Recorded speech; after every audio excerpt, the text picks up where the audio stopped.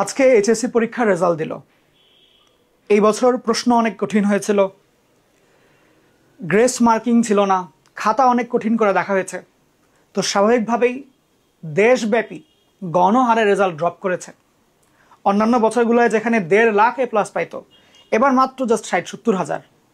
Even এইচএসসির মতো পরীক্ষায় পাসই করেছে 58%, মানে অলমোস্ট অর্ধেক ফেলই করেছে। ওকে, তো এইরকম একটা সিচুয়েশনে মানে আমি যখন রেজাল্টটা দেখি আর কি, আমি নিজেই ভয় পেয়ে গেছিলাম যে মানে এমন একটা সিচুয়েশনে আমি যদি পড়তাম, মানে কীরকম ভয়টা আমি না জানি পাইতাম। তো আমার স্টুডেন্টগুলো কীরকম ফিল করছে আসলে আমি অনেকক্ষণ ধরে চিন্তা করছিলাম যে আমি বলবোটা কি, মানে কারণ বাচ্চাগুলো পড়েছে, আমি তো দেখেছি। তোমরা যে পড়াশোনা করেছো, তোমরা যে চেষ্টা করেছো, আমি তো নিজেই সাক্ষী, আমি তো দেখেছি, আমার সামনেই তো পড়েছো তোমরা, তাই না? তো বিষয়টা আসলে এটা যে রেজাল্ট তুমি হয়তো বা যেরকম পড়াশোনা করেছো ওইরকম হয় নাই, হইতে পারে তোমার চেষ্টা যেরকম ছিল ওইরকম রেজাল্ট আসেনি, আরও ড্রপ করেছে তোমার রেজাল্ট, হইতে পারে। তো দেখো, মানে এগুলো কিন্তু জীবনের অংশ, বুঝছো? এগুলো হচ্ছে জীবনের অংশ। জীবন যে সবসময় আপসের মধ্যে থাকে তা না, আপস অ্যান্ড ডাউনস দুইটা মিলেই জীবন। ওকে, মেনে নিতে হবে, যে রেজাল্টটাই আসছে মেনে নিতে হবে এবং মনটাকে শক্ত করতে হবে। ওকে, আমরাও যে এই বয়সে আছি এরকম না যে সবসময় খালি আপগুলাই দেখেছি, তা না। আপস অ্যান্ড ডাউনস সবসময়ই থাকে, সবার জীবনেই থাকে, সবার জীবনেই থাকে। ওকে, তোমার রেজাল্ট যদি জিপিএ 5 চলে আসে এই মোমেন্টে, সেক্ষেত্রে আলহামদুলিল্লাহ, মানে এখানে আর গোল্ডেন আসলো কিনা বা যে কোনো টেনশনের কোনো দরকারই নাই। আলহামদুলিল্লাহ, তুমি দেশের 60,000-এর মধ্যে প্রথম 60,000-এর মধ্যে আছো, এটা খুশি মনে রেজাল্টটা নিয়ে তুমি তোমার প্রিপারেশন কন্টিনিউ করো। যদি রেজাল্ট 5-এর নিচে আসে, জিপিএ 5-এর নিচে আসে, লাইক 3 পয়েন্ট অর 4 পয়েন্ট এরকম ঘরে আসে, সেই ক্ষেত্রে তুমি অ্যাডমিশনের জন্য যা কিছু পড়ছিলা সেটার জন্য একটু রিথিঙ্ক করো। লাইক এতদিন ধরে মেডিকেল প্রিপারেশন নিচ্ছিলা, এখন 3 পয়েন্ট চলে আসছে আর 4 পয়েন্ট চলে আসছে, তুমি কি সামনে কন্টিনিউ করবা কিনা? লাইক এতদিন ধরে ইঞ্জিনিয়ারিং প্রিপারেশন নিচ্ছিলা, রেজাল্ট খারাপ হয়েছে, কন্টিনিউ করবা কিনা? নিজের যেই যথাযথ শিক্ষক আছেন তাদের সাথে যোগাযোগ করো যে আমার রেজাল্ট এরকম আসছে, এখন কি আমার কন্টিনিউ করা উচিত হবে কিনা? যোগাযোগ করো, জিজ্ঞাসা করো, কথা বলো। ওকে, আজকের দিনটা কিছু পড়ার দরকার নেই, আজকে রাত পর্যন্ত কোনো পড়াশোনা করার দরকার নেই। আজকে ডিসিশন নাও তুমি যে কেমনে কি করবা, কিভাবে আগাবা, নেক্সট স্টেপগুলো কি কি হবে। তোমাদের যাদের নাকি রেজাল্ট খারাপ আসছে তাদের একটা বড় বিপত্তি আজকের, সেটা হলো যে আব্বু আম্মুদের মন খারাপ। ওনারা এত বছর ধরে তোমাকে লালন পালন করছেন, এত এত টাকা পয়সা খরচ করেছেন, এত এত সুবিধা দিচ্ছেন, তাদের আশানুরূপ রেজাল্ট না হলে তাদের মন খারাপ হওয়াটা স্বাভাবিক। তবে এক্ষেত্রে তুমি আবার অতিরঞ্জিত হয়ে যেও না যে আমাকে এটা বললো, এখন আমার জীবন রাখার দরকার নাই, আমার এখন বাসার থেকে বের হয়ে যায়। না না না ভাই, তাদেরও তো হক আসলে, হ্যাঁ, তারাও মন খারাপ করতে পারে। তো তাদেরকে বুঝায় বলো, তারা তো ডিটেল সিচুয়েশনটা জানে না, তাদেরকে বুঝায় বলো যে আম্মু বা আব্বু, অন্যান্য বছরগুলোতে A+ আসতো 1.5 লাখ, এবার আসছে মাত্র 60,000-70,000। অন্যান্য বছরে এই পাশ করতে অনেক অনেক মানুষ, এবার অর্ধেক ফেলই করেছে অলমোস্ট। তো এই অবস্থায় মানে আমার আসলে কিছু করার ছিল না, আমি আমার সর্বোচ্চটাই দিয়েছিলাম। তোমরা তো দেখেছোই আমি যে পড়াশোনা করেছি, লাস্টের দিকে হইলেও আমি চেষ্টা করেছি অনেক, বাট আমার আসলে ওইরকম আর কিছু করার ছিল না।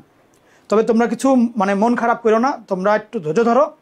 সামনে যে অ্যাডমিশন টেস্ট, আমি একটা বেস্ট রেজাল্ট করে দেখাই দিব। আমি তোমাদেরকে আমার অ্যাডমিশন রেজাল্টটা গিফট করব, এইটা বলবা আব্বু আম্মুকে, বুঝছো? এটা বলবা যে আমি চান্স পাই তোমাদেরকে এটা গিফট করব, তোমরা খালি একটু ধৈর্য ধরো, আমাকে একটু সাপোর্ট করো। হইতে পারে রেজাল্ট তোমাদের মন মতো হয় নাই, তোমাদেরকে আমার মন মতনই হয় নাই, এটা বলবা। আমারও মন খারাপ, আমি বুঝছি, বাট আমাকে একটু 2-3 মাস সময় দাও, ভর্তি পরীক্ষায় এমন রেজাল্ট করবো এই পুরো ফ্যামিলি থেকে এরকম রেজাল্ট হয় নাই, এটা বলবা, বুঝছো? এবং আসলেই খাটবা, জাস্ট বলার জন্য বলো না, খাটবা মনে করে। তোমাদের অনেকেরই আত্মীয় স্বজনরা এখন খোঁচা দিবে, বুঝছো? তোমার আম্মুকে ফোন দিয়ে বলবে, আপা আমার অমুকের মামাতো ভাইয়ের মামা শ্বশুরের ছেলে এই রেজাল্ট করলো, আপনার ছেলে কি করলো, এগুলো বলবে। ওকে, এরকম করে খোঁচা দিবে, তোমাকে জিজ্ঞেস করবে কি রেজাল্ট হইলো, মিষ্টি কই, এরকম বলবে। ওকে, তাদেরকে কোনো উত্তর দেওয়া লাগবে না, কথা বলবো আব্বু আম্মুর সাথে, তোমার ভাব আদান প্রদান হবে আব্বু আম্মুর সাথে। আত্মীয় স্বজনরা যখন খোঁচা মারতে আসবে তাদেরকে কিছু বলবা না, বলবো হ্যাঁ হ্যাঁ আমি কিছু পারি না, আমি কিছু পড়ি নাই এই জন্য পারি নাই, এগুলো বলবা।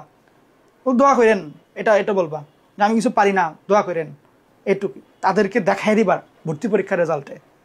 তারা আশাও করেনি এমন রেজাল্ট করে দেখাবা, এমন জায়গায় চান্স পায় দেখাবা, এমন সাবজেক্টে চান্স পায় দেখাবা যেটা এরা আশাও করে নাই। ওই দিন হবে তোমার উত্তর। আজকে উত্তর দিও না, আজকে বলবো যে আমি কিছু পারি না, পারি না তো ভালো স্টুডেন্ট না, তো এই জন্য ভালো রেজাল্ট হয় নাই, এটা বলবা। বুঝছ? তাদেরকে কিছু বলার দরকার নেই। বন্ধু বান্ধবের অনেকের রেজাল্ট অনেক ভালো হইতে পারে, ওদের সাথেও এখন খুব একটা কথাবার্তা বলার দরকার নাই। তুমি তোমার মতন থাকো, জাস্ট ভর্তি পরীক্ষার দিনের জন্য ওয়েট করো, ওই টাইমের জন্য রেডি হও। বুঝছ? ওই টাইমের জন্য রেডি হও, এই কাজটা করে আগাইতে থাকো। যাদের নাকি রেজাল্ট মোটামুটি জিপে 5 আসছে, ওর 4 আসছে, ওর 3 আসছে। এখন যেহেতু এই বছর অর্ধেকের মতো ফেইলই করেছে, যাদের নাকি রেজাল্ট ফেইল চলে আসছে তাদের জন্য এখন কিছু কথা বলবো। দেখো, তুমি তো এরকম না যে পড়াশোনা করো নাই, পড়াশোনা করেছ, চেষ্টা তো করেছ ভালোই, শেষে হয়তো বা কোনো কারণে ব্যাটে বলে মিলে নাই, এটা একটা লাইফের পার্ট, এটা মেনে নিতে হবে। এই মোমেন্টে তোমার যেটা করা উচিত যে ইমপ্রুভমেন্ট কিভাবে দিবা, কি করা যায় সেগুলো নিয়ে চিন্তা ভাবনা করবা। বাসায়ও আব্বু আম্মু বকা দিতে পারে, অনেক রকমের সমস্যা হইতে পারে, বাট একটা বিষয় মাথায় রাখবা যে এইচএসসির রেজাল্ট এইটা, মানে আমি যদি আমার কথাই বলি, আমার রেজাল্ট আলহামদুলিল্লাহ ভালোই আসছিল এইচএসসিতে, কিন্তু ভর্তি পরীক্ষায় চান্স পেয়ে যাওয়ার পরে আমাকে, আমার মনে পড়ে না কেউ নিজের থেকে এসে জিজ্ঞেস করে গেছে যে মাহির তোমার এইচএসসি রেজাল্ট কি আসছিল। কেউ জিজ্ঞেস করে না, কেউ না। তোমরা যে আমার কাছে পড়ো, কোনোদিন আমাকে জিজ্ঞেস করেছো ভাই আপনি আমাদেরকে ইন্টারমিডিয়েট পড়াবেন, আপনার রেজাল্ট এমন কি আসছিল আপনি পড়াই দিবেন আমাদেরকে? কোনোদিন জিজ্ঞেস করেছো আমার এইচএসসি রেজাল্ট? না, আসলে এইচএসসি রেজাল্ট কেউ জিজ্ঞেস করে না।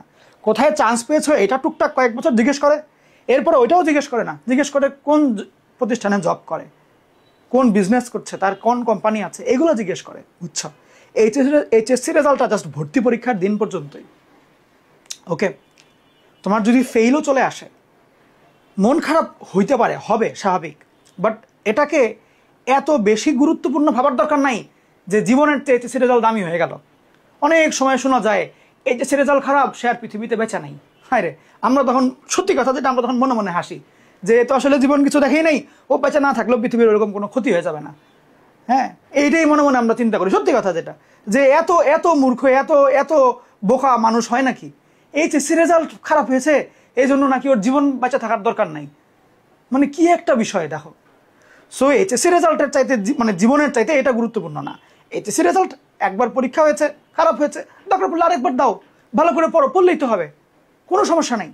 আরেকবার যদি রেজাল্ট খারাপ আসে, ফেল আসে, আরেকবার পড়ে ফেলো, পড়ে আরেকবার পরীক্ষা দিয়ে ফেলো, ভয় পাওয়া যাবে না। যা হ্যাঁ আমার এখন কি নো, আব্বু আম্মুরা একটু কটু কথা বলবে, একটু মেনে নিই, বা তাদেরকে বলবা যে মা আমাকে একটু সময় দাও, এবার খারাপ হয়েছে রেজাল্ট, এবার খারাপ আসছে, পুরো দেশের রেজাল্টই খারাপ আম্মু, আমার এরকম হয়ে গেছে, আমি জানি তোমরা অনেক চেষ্টা করেছো, আমিও কিন্তু চেষ্টা করেছি, বলবা যে আমিও চেষ্টা করেছি, রেজাল্ট আমারও মন খারাপ এই রেজাল্টে, কারণ খারাপ তো হয়েছে আমাদের, তোমার তো আর না, আমার খারাপ হয়েছে, আমারও মন খারাপ, বাট একটু সময়টা দাও আমাকে, একটা বছর সময় দাও, জাস্ট একটা বছর সময় দাও, আমি তোমাদেরকে বেস্ট একটা রেজাল্ট এনে দেখাবো, ভালো একটা জায়গায় চান্স পায় দেখাবো। তোমার আব্বুকে বলো, আম্মুকে বলো, তারা মন খারাপ করবে, তাদেরকে সান্ত্বনা দাও যে, বুঝছো, একটু বলো। আর আত্মীয় স্বজনের সাথে এত কথা বলার দরকারই নেই তোমার। রেজাল্ট নিয়ে কি পরীক্ষা হয়েছে কি, কোনো কথা বলবাই না, খোঁচা মারতে আসবে। ইভেন এমন হবে আত্মীয় স্বজন তোমার আব্বুকে লাগাই দিচ্ছে, কথা বলে তোমার আব্বুকে লাগাই দিচ্ছে যে আপনার ছেলে এরকম এরকম সারাদিন টই করে ঘুরে, এই জন্য রেজাল্ট, ওগুলো আমনে নিবা না। এবং আব্বু আম্মুকে বলবো ঠান্ডা থাকো একটু, আম্মুকে বলবো ঠান্ডা থাকো। আত্মীয় স্বজন কি বলে ফোন রিসিভই করার দরকার নেই, ফোন দিবে সমানে, ধরবাই না, এগুলো জীবনের পার্ট।